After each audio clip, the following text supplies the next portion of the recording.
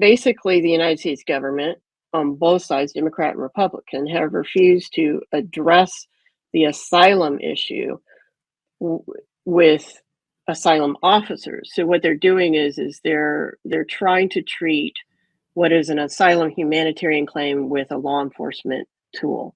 Yep. And so they're using the wrong agencies, they're using the wrong policies to try and deal with the situation that we have down here on the border now.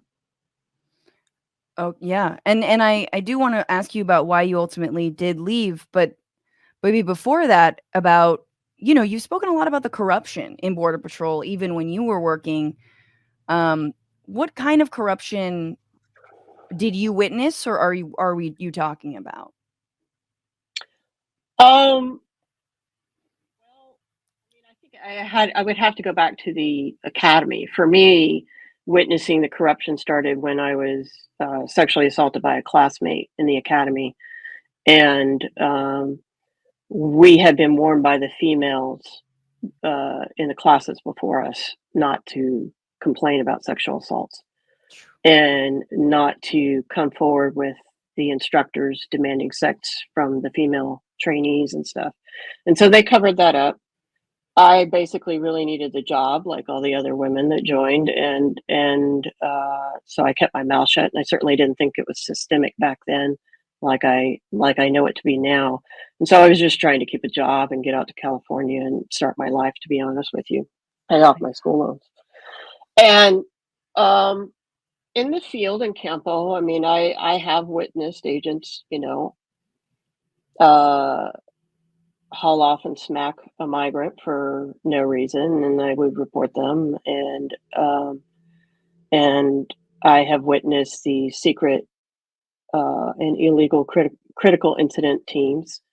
Um, Basically, they're cleanup crews in the Border Patrol. They're entirely illegal, and I've witnessed them stage scenes and cover up crimes.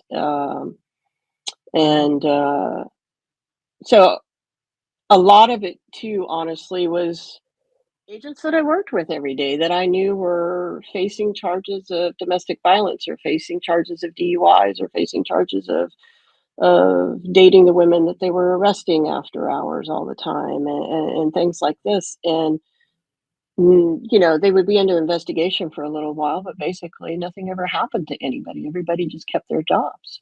And it got to a point where I was sitting in muster one day and which is the meeting you have before you go out into the field in law enforcement, and I just realized how unsafe I felt by the people surrounding me, wearing the same uniform I was wearing the same badge I was wearing, and how comfortable I felt out in the mountains by myself.